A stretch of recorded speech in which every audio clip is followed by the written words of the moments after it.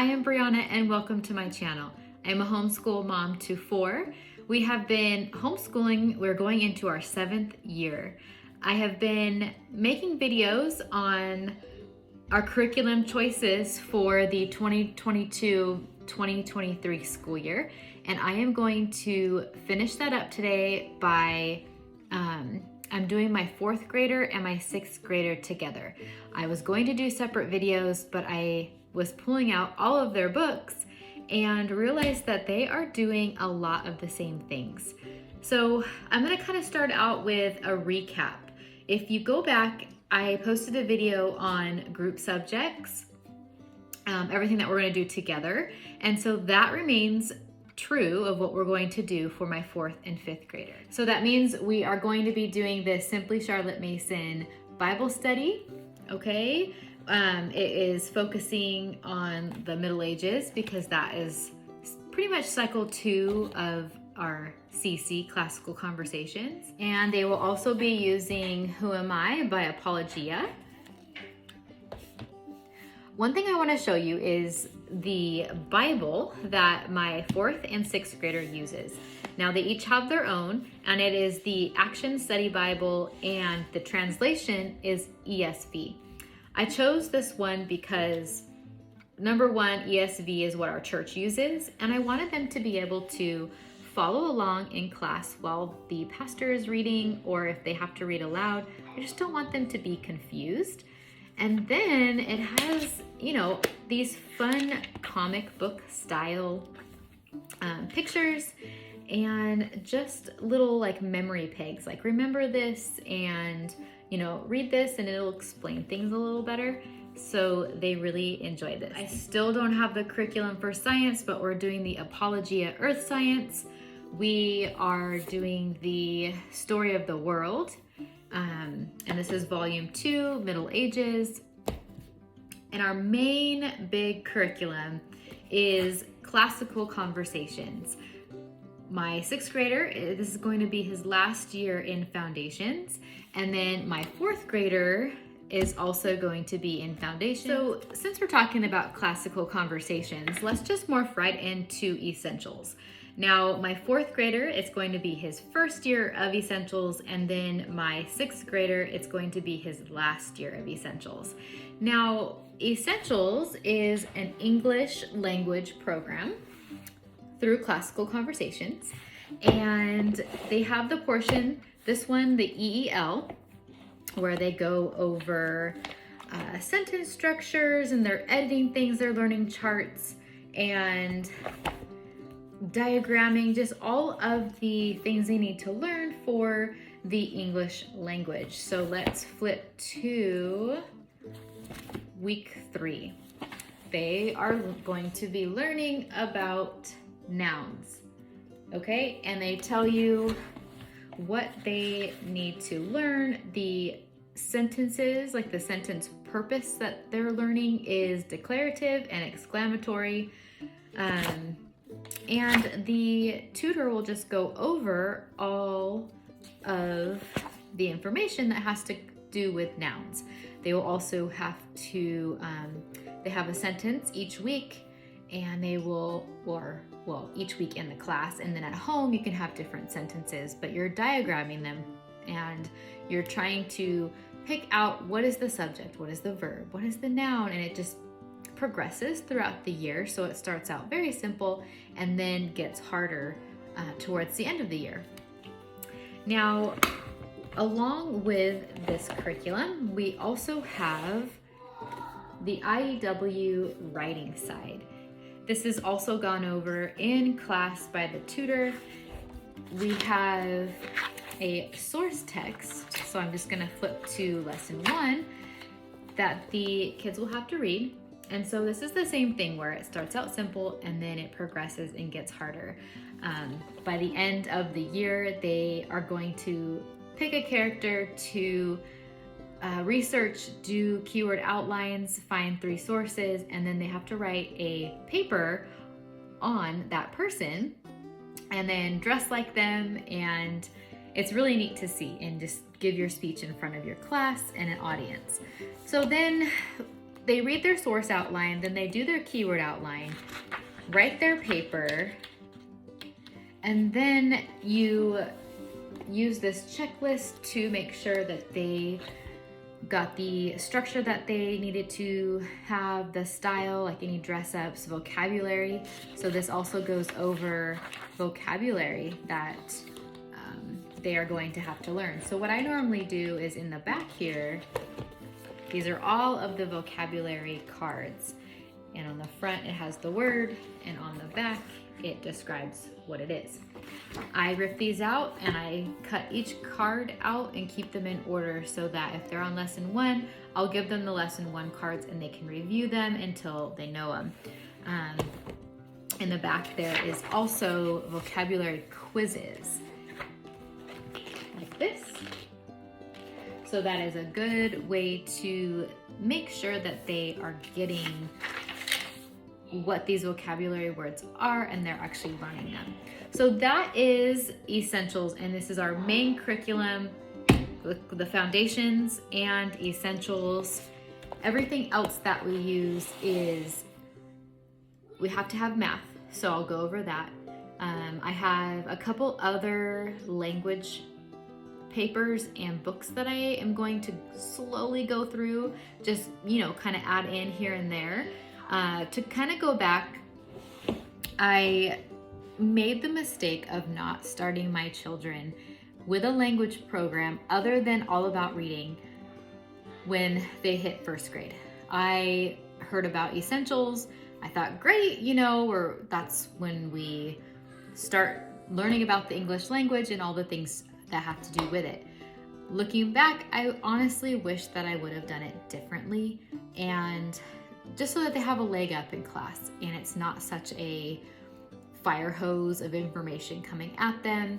I know it's 3 years and it's meant to repeat itself so that they can grasp these things, but I feel like, at least with my children that have gone through it, they could have benefited from having that extra knowledge going in. So I have 2 more that are preschool and kindergarten. So when they hit 1st grade, I am going to kind of have a do-over and have them do a language program before they get to essentials. All right, so since we're talking about that, I'm just gonna show you what I chose to kind of add in. Now, this is not something that you need to do. Essentials is a complete program and it is good enough for the children. I just feel more comfortable adding in these extras, especially these My Father's World language lessons.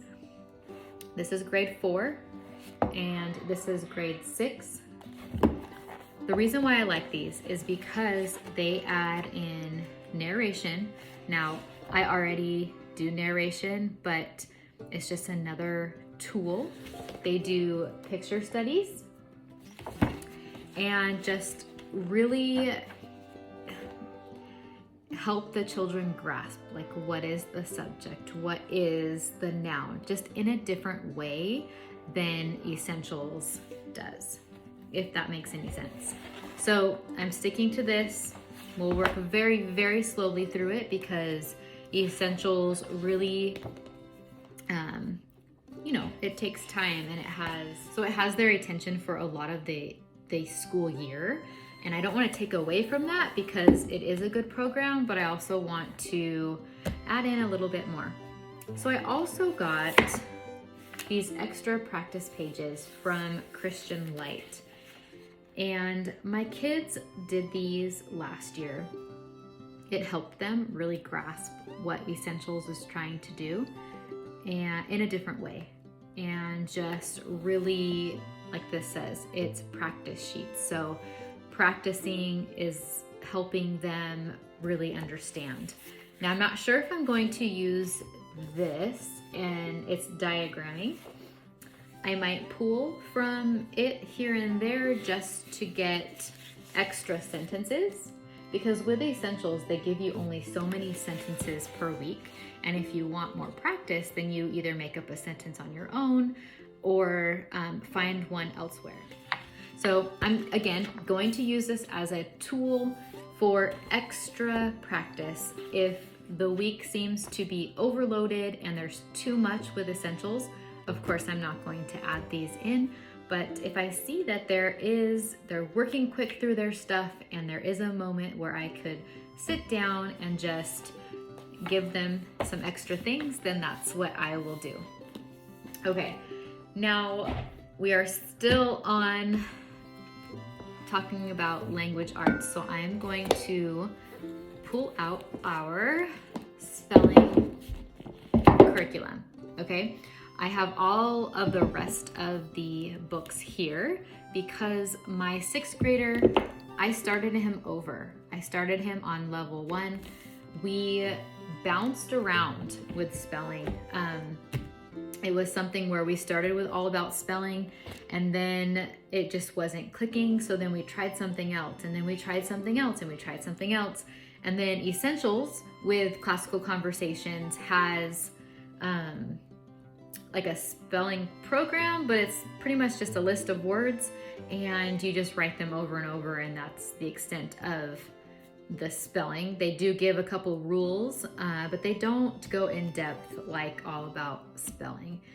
We have come back to All About Spelling, and I wish that I never would have stopped doing this. I wish that I would have just pushed through, but we got to experience other curriculums and realize that this is what we like.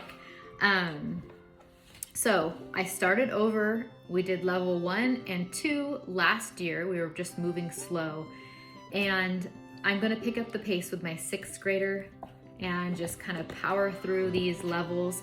My goal, honestly, is to try to finish all of these with him so that when he gets into challenge in 7th grade, he will be a strong speller. My kids just had their state test. So we're not required to test here in California, but we did it for the first time this year just to kind of see where our children are at and get an idea of what they are good at, what they need to focus on for next year.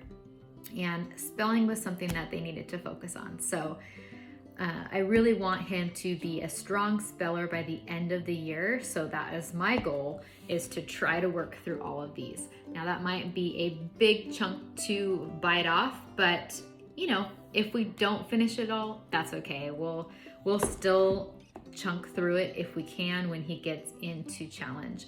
But for my 4th grader, I'm gonna go at his pace. Actually, this summer we are going to do level 2 again, just so that he can grasp the concepts and spelling even more. And then we'll do level 3 and we might do level 4, and that's probably where we're going to stop for him. So I can't say enough about All About Spelling. It is such a good curriculum, and the kids now have really enjoyed it and are doing well with it. Now, handwriting. I have always used a reason for handwriting ever since all of my children were in kindergarten. So we are on cursive now. Let's see, that's C. And this is a example of the next level. So what they do is each day they have a letter, here, a letter to write, and then a word, and then each day they're writing a new letter and a new word. And then on day 4, they have to write the complete, or they're tracing the complete Bible verse. And then after they trace, they have to come back to the back of the book and pull out a paper to write out that scripture all on their own. So they get practice of tracing it, and then they have to write it. So I have always loved a reason for handwriting. I had never felt like I needed to skip around or go to some other company. So this isn't changing. This is a tried and true curriculum, and we are sticking to it. Moving along, my last thing that I need to show you is math. And I don't think I've done a math video. So you all know that I use Saxon Math, and we have used it from the beginning. So this year, my 4th grader is going to be in 5-4. Oops, that's the back. 5-4. And it comes with a student book that has all of the papers in it that he has to do. I get a test book and then an answer key to help him figure out anything that is wrong.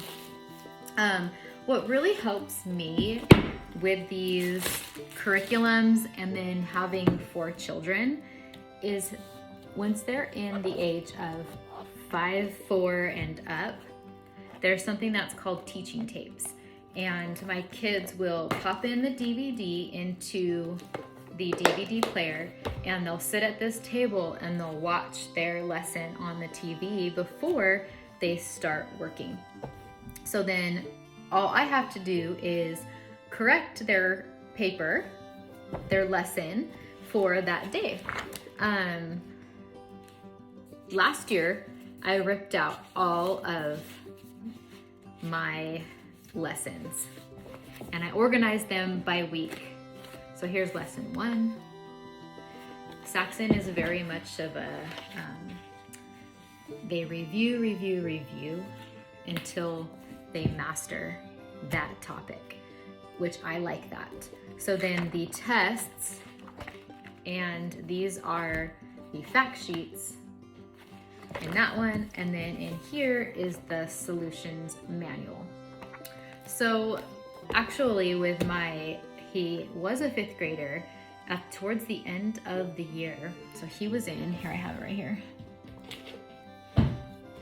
He was in 6-5, and I had this tab to where there's the lessons, the fact sheet answers, and the test answers. And I was having him do his lesson and grade it himself. And you have to be careful with the children that you give access to the answers, but for him, I completely trusted him, and he, didn't cheat or look at the answers and just corrected them himself, and then would tell me how many he got wrong. And if it was something that he could not grasp or didn't understand, he would ask me, and then I would come upstairs and go over that with him. So what I was saying is that I ripped out all of the pages last year and I organized them by week. This year I am leaving it in the book because it was just really confusing. So let me see if I can find an example. So we have a lesson, and then maybe further on. But what would happen is the lesson, here we go. So here is a lesson, but it started on the back of the previous lesson. So then I would have these loose papers, and then my son would file them away, and then he couldn't find the start of lesson 42 because he forgot that he filed it away, and it was just too much of a hassle. This year I am leaving it all in a book, so they just have to grab it. I'll tab it to where what lesson they're on, and I think that that will be easier and also less prep for me in the summer. So I am excited for that. So let's see. I think that is all that I need to go over with you. Yeah, okay. So if you have any questions, let me know. I would be happy to answer them down below. I hope that you enjoyed seeing all of our curriculum picks for all of my children. Let me know if you are prepping and planning for the 2022-2023 school year, and if you are using anything similar. So I would love to hear what you are all using for this coming year. If there is something that you are still on the fence with, maybe put that in the comments, and maybe I've used it before and have some input. But I am pretty much stuck on my Saxon Math and a reason for handwriting, classical conversations, and then for Bible, science, and history, we kind of have tried different things. So I hope that you all have a good rest of your week, and I will see you on my next video. Bye.